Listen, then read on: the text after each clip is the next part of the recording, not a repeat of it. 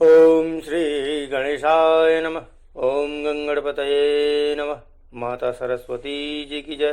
भवम भवानी सहितम नमामि।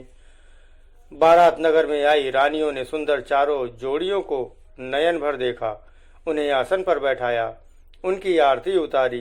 राजा दशरथ जी ने समस्त बारातियों को उपहार व विदाई दी। राजा दशरथ जी ने सबका सम्मान किया। नगर की बहू बेटियों भांजियों को कन्याओं को सबको बुलाकर सुंदर वस्त्र एवं गहने दिए। ब्राह्मणों को याचकों को सब प्रकार से संतुष्ट किया, उनको कपड़े और रत्न दिए तथा गुरुओं के आगे वशिष्ठ जी के आगे अपने पुत्र एवं समस्त संपत्ति को आगे करके उन्हें पुरोहिती का सम्मान देना चाहा और उन्हें अपनी समस्त संपत्ति एवं पुत्रों को स्वीकार करने को कहा। परंतु वशिष्ठ जी ने पुरोहिती के रूप में केवल अपना नेग मात्र लिया। महल में सब नाते रिश्तेदारों को आनंदित एवं प्रसन्न जान सबको उचित भेंटें दी गईं। राजा ने रानियों को जनकपुर की प्रत्येक घटना को विस्तार पूर्वक बताया तथा राजा जनक जी का आभार माना। यहाँ तक 107 दिनों में पाठ हुआ। आज 108वां तथा बाल कांड की कथा का अंतिम दिवस। जय जय सीताराम। मंगल गान करहीं बर भामिनी, भय सुख मूल मनोहर जामिनी। अंचई पान सब काहू पाए, सृग सुगंध भूषित छवि छाए। राम ही देखी रजा सुपाई, निज निज भवन चरले सिरनाई। प्रेम प्रमोद विनोद बड़ाई, समौ समाजु मनोहरताई। कही न सकही सत सारद सेसु, वेद बिरंचि महेश गणेशु। सोमय कहूँ कवन विधि भरनी, भूमि नागु सिर धरई की धरनी। नृप सब भांति सब ही सनमानी, कही मृदु बचन बोलाई रानी। बधु लरीकनी पर घर आई, राखेहु नयन पलक की नाई। लरिका श्रमित उनीद बस, शयन करा बहु जाई। अस कही गे विश्राम ग्रह, राम चरण चितुलाई। भूप बचन सुनि सहज सुहाए, जरित कनक मणि पलंग डसाए। सुभग सुरभि पय फेन समाना, कोमल कलित सुपेती नाना। उपबरहन बरबरनि न जाहि, सृग सुगंध मणि मंदिर माहि। रतन दीप सुठी चारु चदोवा, कहत न बनई जान जहि जोवा। सेज रुचिर रची राम उठाए, प्रेम समेत पलंग पढ़ाए।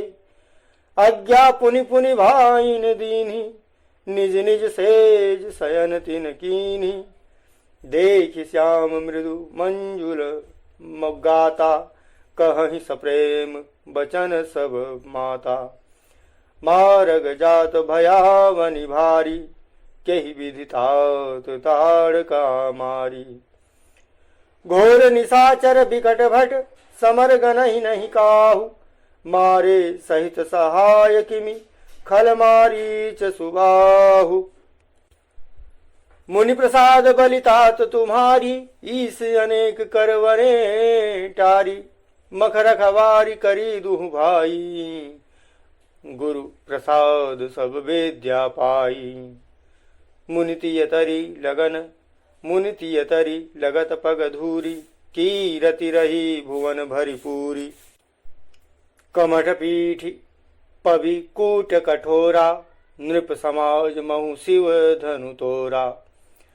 विश्व विजय जसु जान की पाई, आए भवन ब्याहि सब भाई। सगल अमानुष कर्म तुम्हारे, केवल कौशिक कृपा सुधारे।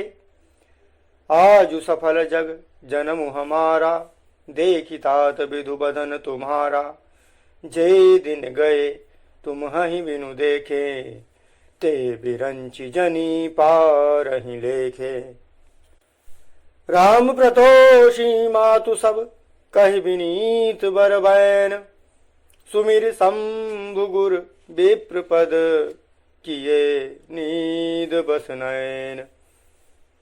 नीदौ बदन सोह सुठि लोना, मनहु साँझ सरसीरुह सोना।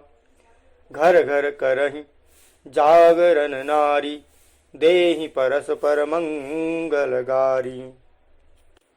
पुरी विराजति राजति रजनी, रानी कहीं बिलोकहु सजनी। सुंदर बधुन सासु लय सोई, फनि कन्ह जनु सिर मणि उर गोई। प्रात पुनीत काल प्रभु जागे, अरुण चूड़ बर बोलन लागे। बंदी माग धनि गुन गन गाये, पुरजन द्वार जोहारन आए। बंदी विप्र सुर गुरु पितु माता, पाई असीस मुदित सब भ्राता। जननी ने सादर बदन निहारे, भूपति संग द्वार पगुधारे। कीनी शौच सब सहज सुचि, सरित पुनीत नहाई। प्रात क्रिया करी तात पहीं, आए चारिउ भाई। भूप बिलोकी लिए उरलाई, बैठे हरष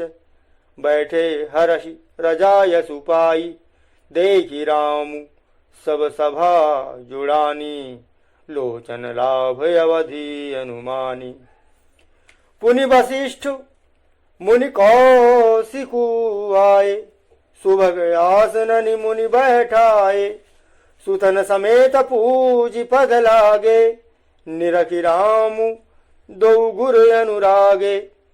कहि वसिष्ठ धर्म इतिहासा, सुनहि मुनि महीसु सहित रनिवासा। मुनि मन अगम गाधि सुत करनी, मुदित वसिष्ठ विपुल विधि बरनी। बोले वामदेव सब साची, कीरति कलित लोक सिद्धि माची। सुचि आनंदु भयउ सब काहू, राम लखन उर अधिक उछाहू। मंगल मोद उछाहनित, जाहि दिवस यही भांति। उमगी अवध आनंद भरी, अधिक अधिक अधिकाति।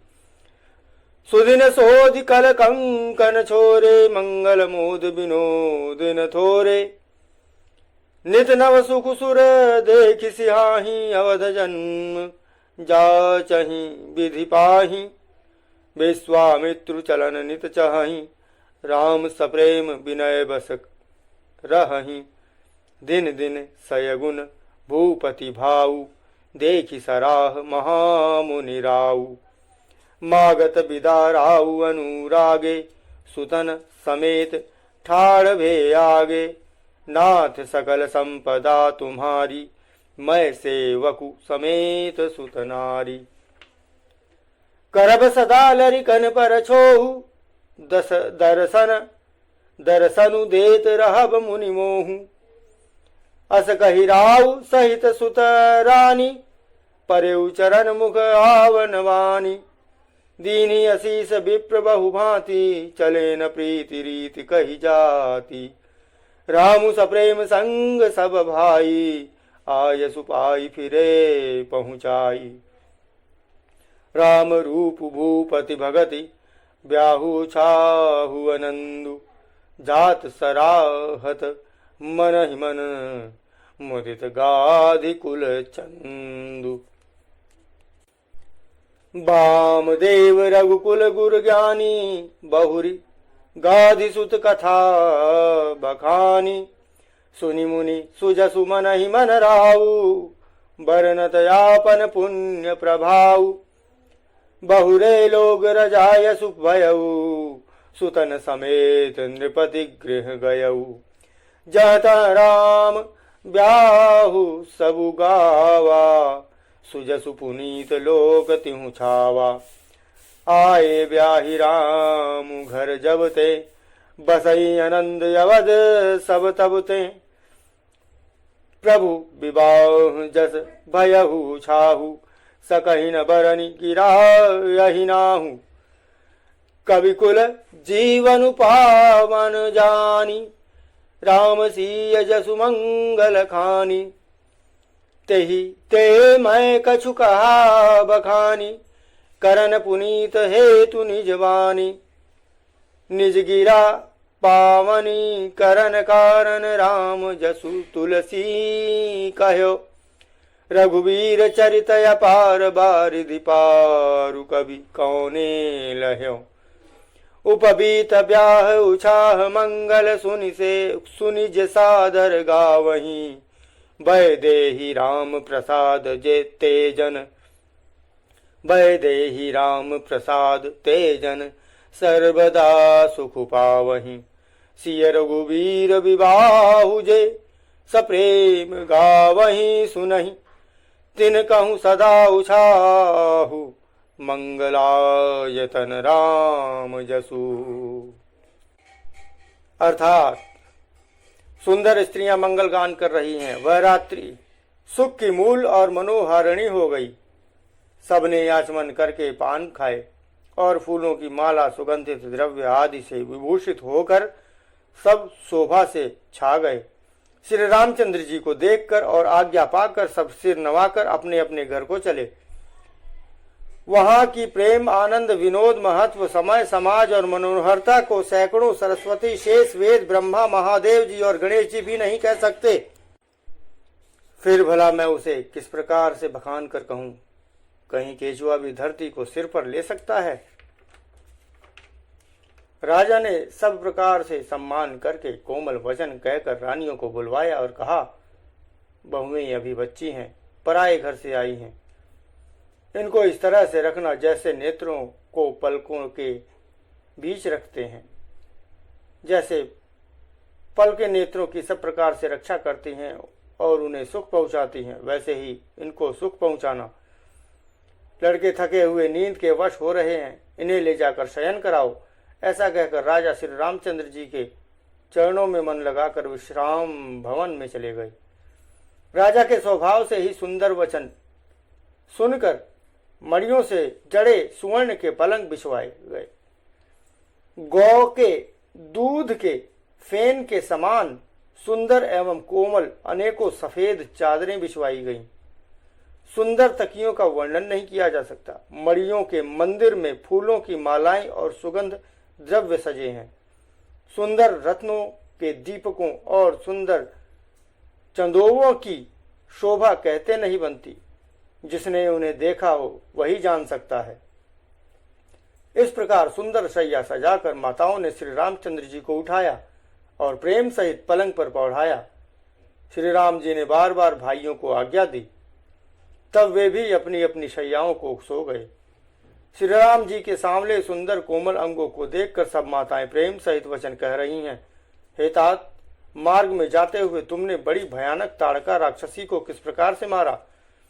बड़े भयानक राक्षस जो विकट योद्धा थे और जो युद्ध में किसी को कुछ भी नहीं गिनते थे, उन दुष्ट मारीच और सुबाहु को सहायकों सहित तुमने कैसे मारा?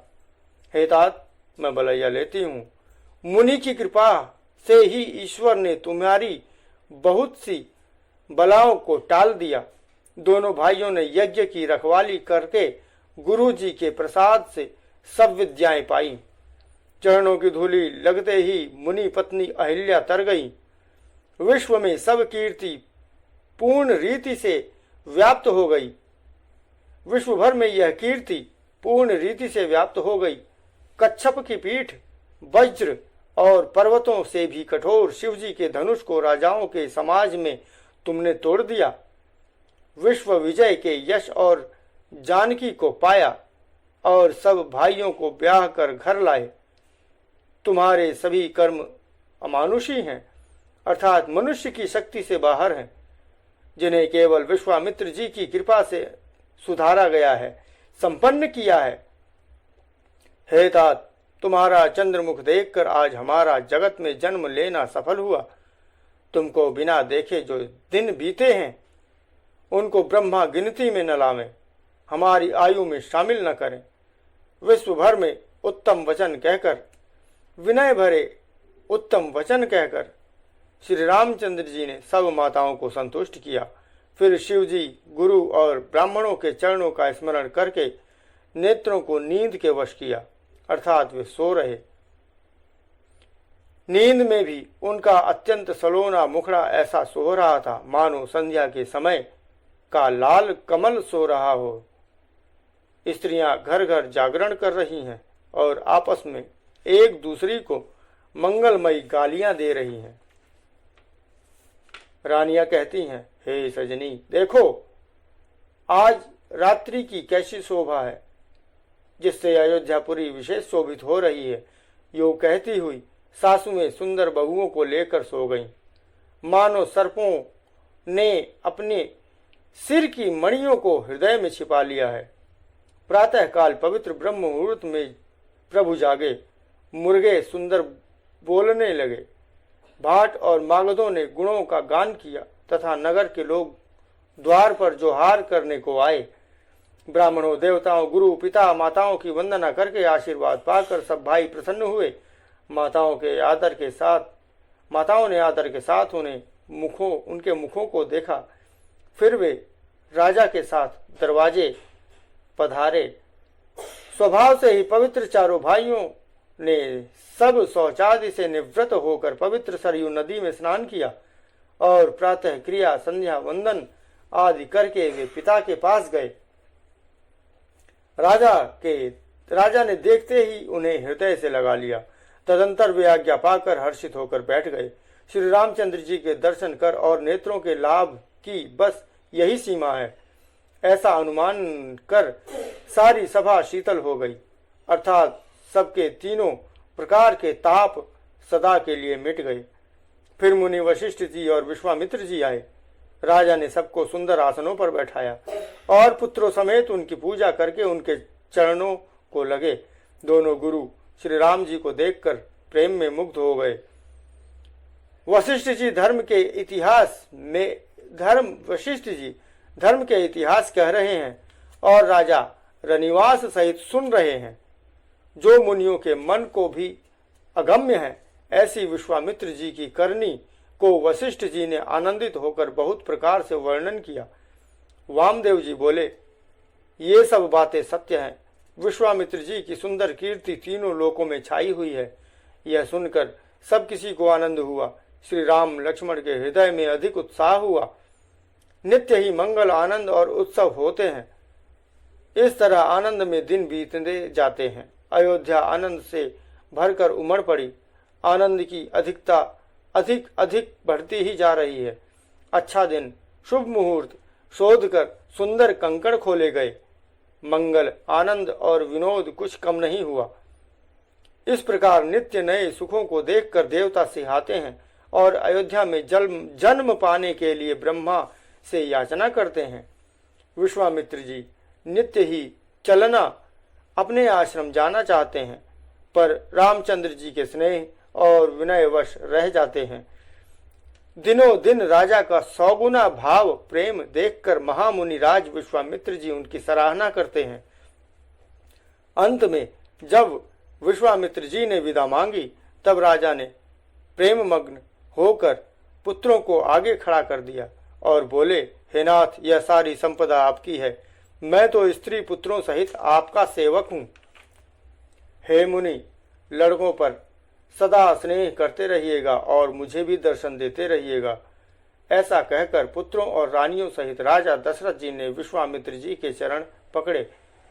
प्रेम विह्वल हो जाने के कारण उनके मुख से बात नहीं निकलती। ब्राह्मण विश्वामित्र जी ने बहुत प्रकार से आशीर्वाद दिया और वे चल पड़े। प्रीति की रीत कही नहीं जाती। सब भाइयों को साथ लेकर श्री रामचंद्र जी प्रेम के साथ उन्हें पहुंचाकर और आज्ञा पाकर लौटे। गाधी कुल के चंद्रमा विश्वामित्र जी बड़े हर्ष के साथ श्री राम जी के रूप, स्वभाव, राजा दशरथ जी की भक्ति, चारों भाइयों के विवाह और सबके उत्साह और आनंद को मन ही मन सराहते जाते हैं। वामदेव जी और रघुकुल के गुरु ज्ञानी वशिष्ठ जी ने फिर विश्वामित्र जी की कथा बखान कर कही। मुनि का सुंदर यश सुनकर राजा मन ही मन अपने पुण्यों के प्रभाव को बखान करने लगे। आज्ञा हुई तब सब लोग अपने अपने घरों को लौटे। राजा दशरथ जी भी पुत्रों सहित महल में गए। जहां तहां सब श्री रामचंद्र जी के विवाह की गाथाएं गा रहे हैं। श्री रामचंद्र जी का पवित्र सुयश तीनों लोकों में छा गया। जब से श्री रामचंद्र जी विवाह करके घर आए तब से सब प्रकार का आनंद अयोध्या में आकर बसने लगा। प्रभु के विवाह में जैसा आनंद उत्साह हुआ उसे सरस्वती जी और सड़कों के राजा शेष जी भी नहीं कह सकते।